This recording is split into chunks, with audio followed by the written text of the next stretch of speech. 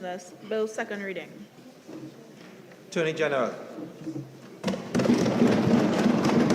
Thank you, Mr. President. Mr. President, I beg to move that a bill entitled An Act to Make Provision for the Efficient and Effective Staging of the ICC Men's T20 Cricket World Cup 2024 and for related purposes be now read a second time. Mr. President, permit me, first of all, to offer something in the nature of an apology by way of explanation to honourable senators and yourself for the regrettably short notice in bringing this omnibus piece of legislation to this chamber. Senators will note that the T20 World Cricket Cup event is being hosted in the United States of America and in 6 CARICOM countries, namely Antigua and Barbuda, Barbados, Guyana, St. Lucia, St. Vincent and the Grenadines, and in the Republic of Trinidad and Tobago. We have been coordinating around the clock to meet certain deadlines agreed upon by the CARICOM host countries and the ICC in order to successfully manage what is undoubtedly an event of great magnitude and international viewership. Additionally, we've been working closely with our coordinating CARICOM host countries to harmonize primary and subsidiary legislation for this T20 World Cup event. The coordination event efforts have included national, interministerial meetings, regional meetings of attorneys general and ministers of legal affairs, CARICOM meetings of national security and law enforcement, meetings of chiefs of immigration from the 6 CARICOM host countries on matters of immigration, border control and management, and on the drafting of this harmonized piece of legislation to facilitate the hosting of this event. Those coordination efforts, Mr. President, have included many long days and nights by key local, regional, and international officials who have been trying to meet the short deadlines. I go on record to thank them for their sterling efforts. I wish to highlight, Mr. President, that the fact that all 6 CARICOM host countries are attempting to pass their sunset omnibus legislation around the same time to ensure the legislative harmony that we are striving for. I can report that, like us, Barbados's omnibus legislation is recently in its parliament, and St. Lucia, Antigua, and Guyana legislation is also soon to be introduced. I therefore urge, for the love of cricket, lovely cricket, on both sides, that we give this bill the easy passage that it deserves. Mr. President, if I could spend a little time on the history and policy behind the bill that is now before this August chamber. By Cabinet Minute of the 16th of June 2023, the Cabinet agreed to approve the submission of a bid for the hosting of ICC Men's T20 World Cup Cricket 2024 in Trinidad and Tobago over the period June 1 to June 30th, 2024. Following the submission of the bid on June 16th, 2023, Cricket West Indies, CWI, and the International Cricket Council, ICC, accepted the bid submission and identified Trinidad and Tobago as a host country for the tournament, awarding 4 Group 4 stage matches and 1 semi-final match. The agreement for the hosting of the Men's T20 Cricket World Cup 2024, that is to say the host agreement, was executed on the 19th of September 2023. That host agreement contains the terms and conditions for this very historic event. Mr. President and honourable senators, I ask everyone to note that the first special meeting of the Council for National Security and Law Enforcement, CONSLE, and Attorneys General of the Men's T20 World Cup 2024 host countries was held in Trinidad and Tobago on March 8th and 9th, 2024. CARICOM, Caribbean host countries, recommended at this meeting, among other things, that the Attorneys General of the host countries complete drafts of the necessary pieces of legislation. I particularly wish to thank all the Attorneys General of the five other host countries for their hard work. And at the risk of seeming to be invidious, I particularly wish to thank Attorney General Dale Marshall, Senior Counsel of Barbados, for his very hard work. Mr. President, in acknowledging that the Cricket World Cup 2024 was less than 3 months away, the first special meeting agreed that the host countries can utilize legislation used during the previous Cricket World Cup 2007 as useful precedents to be enacted for CWC 2024. Senators will nevertheless observe that the 2024 bill before this August chamber, while similar to its 2007 precursor act, has been interrogated to ensure that all persons, sponsors and spectators alike, are treated fairly. This sunset piece of legislation, Mr. President, like its predecessor, must be enacted to give the government's obligation for CWC 2024 T20 World Cup and will automatically expire, if passed, on the 30th of June 2024 after all obligations are fulfilled. Mr. President, it is unprecedented, it is anticipated that this event will be viewed by approximately 2 billion persons virtually. We also anticipate thousands of spectators to our shores to be physically present to view the matches scheduled to be played here in Trinidad and Tobago and in other host CARICOM countries. In anticipation of the influx of persons to our shores and for ease of travel during the specified period, the Honourable Minister of National Security has already signed sunset immigration regulations that will expire after the T20 World Cup event.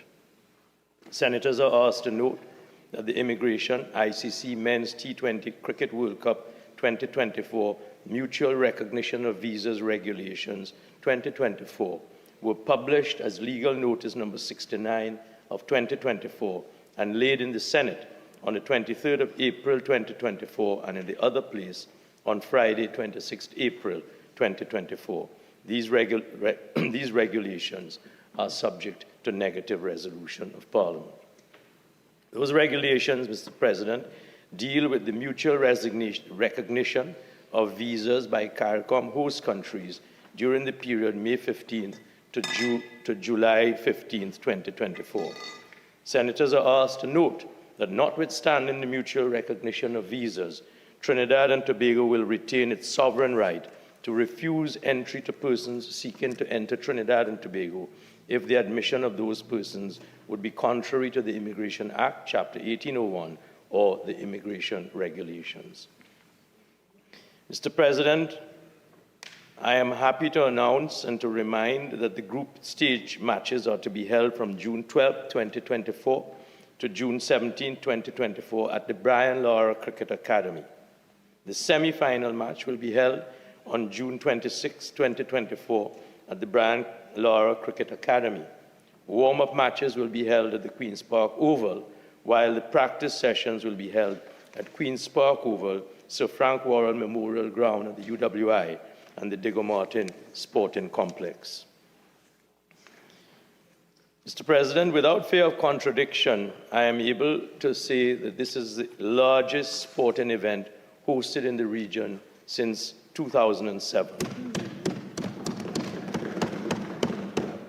It is intended to achieve the following objectives: high-quality event management, infrastructure improvement, widespread economic opportunity to facilitate a widespread, equitable, and fair participation in the economic opportunities of the event, a unique Caribbean promotion to promote a unified Caribbean as a premier destination for all the world's nationalities with ease of movement through the islands, regional integration, enhancing the international popularity of cricket played right here in the Caribbean, and the Caribbean being promoted as a premier tourist destination. This event, Mr. President, will serve to establish our country and the Caribbean region as a sport tourism destination to advance the process of regional integration and to enhance the profit and profitability of cricket in the West Indies and throughout the world. I will spend just a little time to acknowledge the very invaluable work that has taken place and continues to take place of the local organizing committee, which has been established to execute the obligations assigned to us under the agreement for the hosting of Cricket CWC 2024. The local organizing committee is responsible for providing advice and support to CWI in implementing the event plan, assisting with execution of government guarantees, procuring the necessary personnel and expertise required for formulating and implementing the tournament plans, and liaising with government agencies and other relevant authorities to implement plans and assist with marketing and promotion of the tournament and tournament activities. The LOC has been working hand in hand with senior persons within government who are responsible for the following areas to ensure that CWC 2024 is well planned and well organized: health and safety, disaster management, emergency services, customs and immigration, transport, police and security forces, communications, telecommunications, satellite, etc., sport, utilities, intelligence. I take the opportunity, Mr. President, to commend the chair of the LOC, Mr. Douglas Camacho, for doing an excellent job to date. And I wish to congratulate the LOC for the efficient manner in which they have been running and satisfying their commitments under the hosting agreement. Mr. President, one of Trinidad and Tobago's deliverables under the hosting agreement is ensuring that all stadia identified for CWC 2024 are of the highest standard, commensurate with similar international world-class sporting events, and all aspects are of a world-class nature. We are to ensure that sufficient areas are kept available at each stadium, which are dedicated exclusively to cricket activities, including practice, training, and warm-up.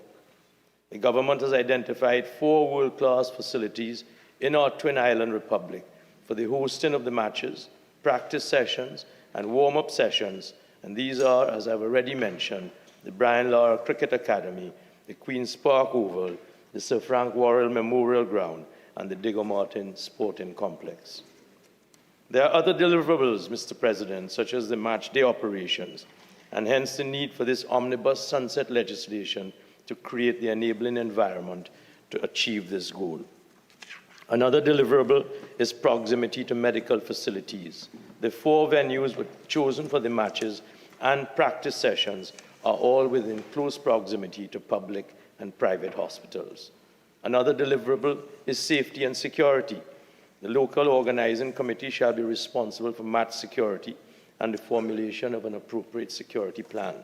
That committee is working hand in hand with our colleagues at the Ministry of National Security to ensure that there is appropriate security in place. Disaster management is another deliverable. The government retains responsibility for disaster management even within the CWC 2024 venues. The LOC has been working closely with our colleagues at the Office of Disaster Preparedness Management through the Ministry of National Security to prepare all appropriate disaster preparedness plans. These deliverables, Mr. President, include accreditation, transportation, communication, accommodation, and Trinidad and Tobago's responsibility with respect to accommodation for 7,200 rooms for teams, officials, and media. The hosting agreement has also addressed immigration. It covers customs clearance, the ICC sponsors contractual obligations, marketing support, climate and environment, and ambush marketing, on which I will say a little more further. The latter, ambush marketing, is a concept that can be defined as an attempt by a company to claim or infer association with an event of which it is not an official sponsor. Ambush marketing is warranted its own discrete provision in the bill before this August House. Mr. President, the sunset piece of legislation gives us the ability to deliver on all of our deliverables to which we have committed ourselves, and hence the need for this legislation. Allow me, therefore, Mr. President, to go into the bill in some detail. The bill is divided into 6 parts. The first part deals with preliminary matters, while the second part of the bill deals with CWC 2024 special arrangements.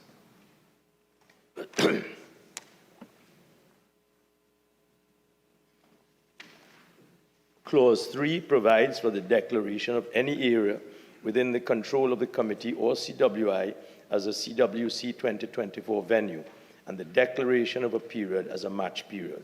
This is to be done by public notice published in the Gazette and in at least one daily newspaper. Clause 4 provides for CWI to have control of CWC 2024 stadia during a match period, subject to the rights of any governmental or municipal authority responsible for public health, disaster management, or national security.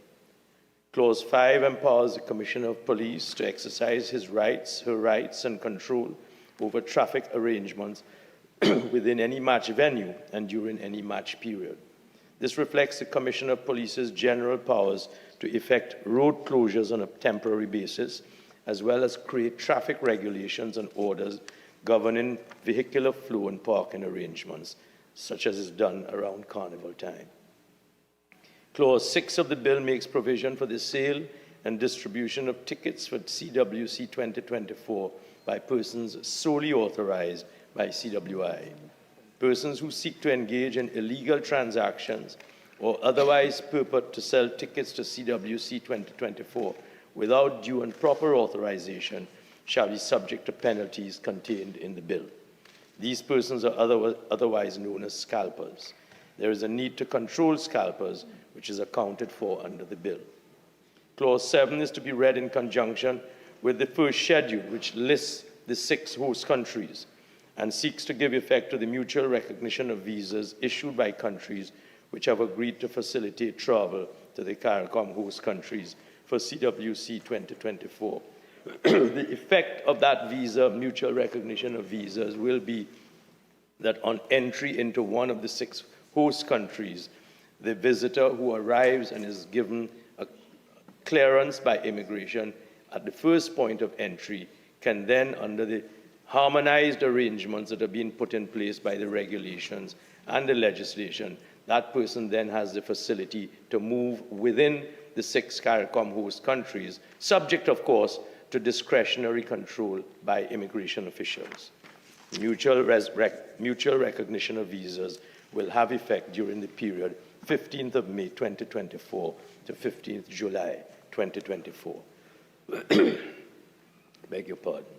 Clause 8 provides that the Minister with responsibility for immigration shall provide with efficiency and within 7 days of being requested work permits and approvals and documentation required for same, and those shall remain valid and effective until the conclusion of CWC 2024. Clause 9 seeks to give effect to the obligation of host countries regarding the waiver of import and export duties. Clause 10 provides for the exemption of taxes and duties on CWC 2024 tickets. Mr. President, Part 3 of the bill regulates CWC 2024 match venues. Clause 11, for instance, prohibits the unauthorized entry into and exit from stadia. A person must be a permitted entrant within the meaning of the bill to enter and may only leave through an official exit unless otherwise permitted. Clause 5 prohibits entry onto the playing field and such other areas within stadia as may be indicated. Contravention of this provision constitutes an offense, and the offender may also be ordered to leave or may be removed. Clause 13 provides for the designation of any area within a CWC 2024 venue for the duration of a match period as a reserved area, or any seat within a CWC 2024 venue as a reserved seat. A person who is not the holder of a CWC 2024 ticket authorizing him to be in a reserved area or occupy a reserved seat shall not do so unless authorized by CWI. Contravention of this provision constitutes an offense, and the offender may also be ordered to leave or may be removed from the venue or only from the particular area to which the contravention relates. Clause 15 seeks to suspend the privileges of members of a stadium with the consent of the owners of the stadium during a match period. We were at particular pains to ensure at the drafting stage and the legislative review committee stage that the consent of the owners of the stadium would have to be obtained if members of a particular venue are going to have their membership rights suspended. And we are happy to say that we have so far secured the consent of all of the owners and managers of those various stadia. Clause 15 prohibits certain specified conduct of persons within any CWC 2024 venue.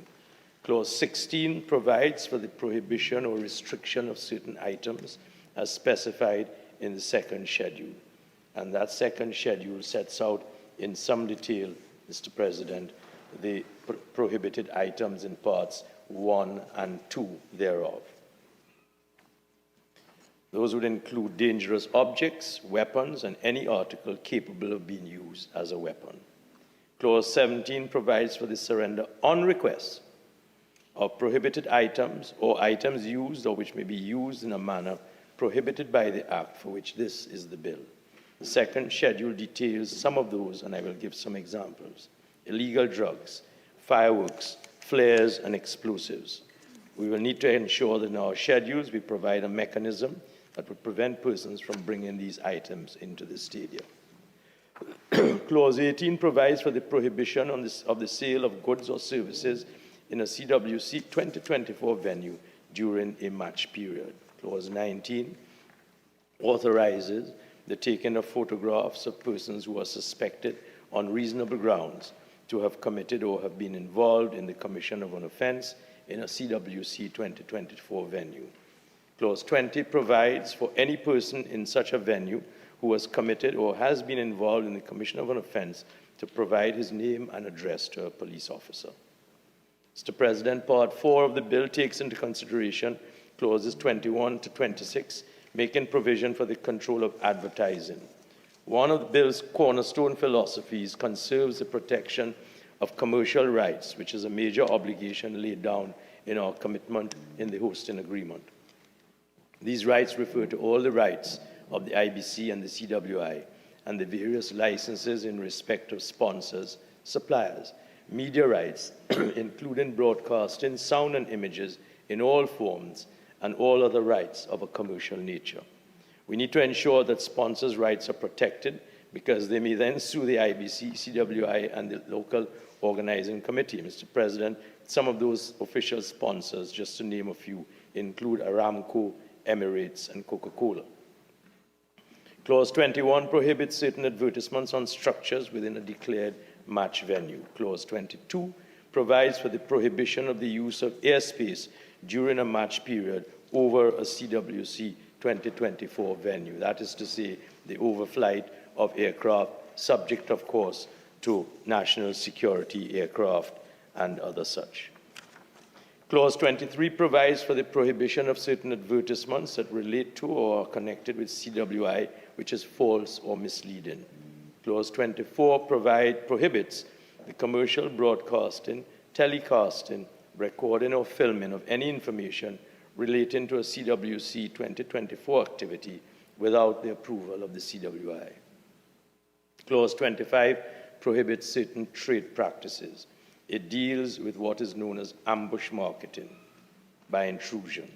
As members of this House will recall, ambush marketing is as an attempt by persons or companies to claim or infer association, however slight, with an event of which it is not a direct or official sponsor. In other words, persons who try to make financial gains on an event to which they have not contributed financially.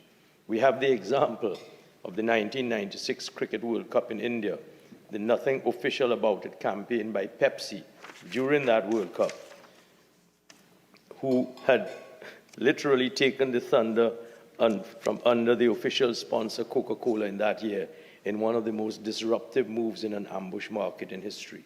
That campaign was both combative and disruptive and showed cricketers rejecting the official drink of the Cricket World Cup, Coca-Cola, in favor of the unofficial drink. That is why this ambush marketing clause is very important in order to protect the commercial rights of official sponsors of CWC 2024. Beg your pardon, Mr. President. Clause 26 prohibits the promotional use of CWC 2024 cricket tickets. Part 5 of the bill, which includes clauses 27 to 38 and deals with the protection of CWC 2024 marks, indicia, and images. Clause 27 provides for the prohibition of the unauthorized use of a CWC 2024 mark. Clause 28 provides for the prohibition of the infringement of such a mark or any other mark of IBC, ICC, WICB, or CWI. Clause 29 seeks to set out the indicia of CWC 2024 and images that are not to be used without authorization, and the third schedule to the bill contains that list. Subclause 3 provides that indicia and images that so closely resemble CWC 2024 indicia or images as to be likely to be mistaken for them by a reasonable person are also to be regarded as CWC 2024 indicia or images. Clause 30 defines the actions that constitute application of Clause 2024 indicia and images to goods and services. It includes the application of the indicia and the images to the goods, as well as the application of advertisements to promote goods and services. Clause 31 seeks to specify that CWI or IBC may license a person to use any one or more of its indicia or image purposes. Clause 32 provides for the prohibition of the unlicensed use of CWC 2024 indicia or CWC 2024 images. And Clause 33, and this is an important clause, seeks to ensure that the legitimate interests of third parties in the use of CWC 2024 indicia and images themselves are not unreasonably compromised. It provides that the use of the mark, indicia, or images for the purpose of or in connection with the provision of information or for the purposes of criticism or review is not itself an infringement. In other words, the provision of factual information, such as the reporting in the media, as is guaranteed under our Constitution, is to remain unaffected by the restrictions otherwise imposed on the bill, in the bill. Clause 34 provides for the detention of goods that have a CWC 2024 mark, indicia, or images which are not authorized to be used for commercial purposes. Beg your pardon. Clause 35 obliges the Comptroller of Customs to notify CWI or IBC of the detention of goods bearing CWC marks, images, or indicia, and within 21 days of receipt of the notice, the relevant party may apply for an injunction respecting the importation of such goods. Clause 36 authorizes the Comptroller to release goods in question where no application for an injunction has been made within the specified time or where the release has been consented to by the CWI, IBC, or a licensed user. And subclause 2 authorizes the Comptroller to release the goods if he's of the opinion that there was no contravention and that an application for an injunction was not made in relation to the importation of goods.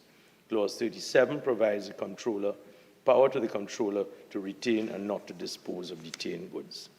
Clause 38, Mr. President, seeks to preserve existing rights. Subclause, and again this is important for purposes of our national sovereign rights in this country, subclause 1 makes it clear that existing rights granted under our Trademarks Act or the Industrial Designs Act in relation to the CWC 2024 indicia or images or any other protected thing are not affected by the operation of this bill. Subclause 2 provides that the clause does not and is not intended to affect the use of any mark, indicia, or images by a person if immediately before the commencement of the act for which this is the bill, that person would have been entitled to prevent another person from passing off goods or services as the goods or services of the first person. And subclause 3 seeks to make clear that the act for which this is a bill does not apply to and is not intended to apply to the use of a registered name in connection with a business where the business name was already registered in relation to that business immediately before the commencement of the act. Similarly, subclause 4 makes it clear that the act does not and is not intended to affect the use of a name of an incorporated company where the company existed or the name was used in connection with a business that the company carried on, and the company used the name in connection with that business immediately before the commencement of this act. Mr. President, Part 6 of the bill deals with clauses 39 to 45, which deal with remedies. Clause 39 allows the court to grant injunctions in certain circumstances. Clause 40 provides that a court may order a person by such means as the court thinks fit, including by broadcast or internet publication, to publish corrective advertisements if it is satisfied that the person has contravened the provisions regarding the use of marks, indicia, or images. Clause 41 provides for damages to be recoverable by action in court. 42 provides for an order by the court granting relief by way of an account of profits, and Clause 43 provides a limitation in claiming both damages, recovery of loss of damages, and damages based on an account of profits. Clause 44 provides for the destruction or delivery of goods by order of the court. Clause 45 provides for any other remedy that may be provided by law. Clause 46 allows for the amendment of this bill by schedules, of the schedules to this bill by order of the minister with responsibility for sport and for the making by the minister of negative resolutions to further regulate conduct under the bill. And Clause 47 provides that the act binds the state. Clause 48 is the sunset clause providing for the expiry of the act on June 30th, 2024. Mr. President, in conclusion, I am able to say with a certain degree of satisfaction from the hard work that has been put in that we have been party to enabling legislation in draft, which is before this House, for the largest sporting event hosted in the region since 2007. And with the passage of the legislation and the successful hosting of these matches, we will demonstrate indisputably to the world our capacity to successfully plan and execute a world-class event. CWC 2024 will promote Trinidad and Tobago and the Caribbean region as a whole as a premier destination for all of the world's nationalities with respect to sport and tourism.